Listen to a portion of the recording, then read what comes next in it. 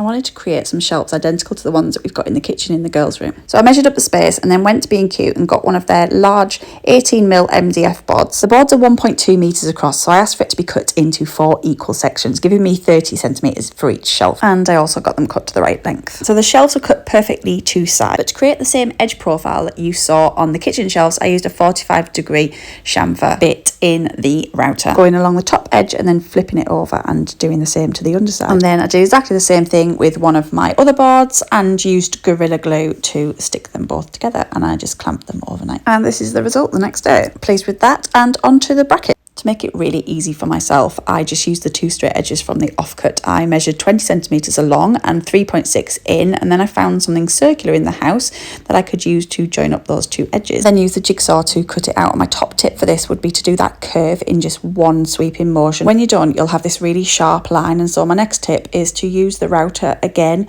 on all of those edges, and it just finishes it off really nicely. I need 3 of those for each shelf, and when the plaster's dry, I'll show you how I pop them up.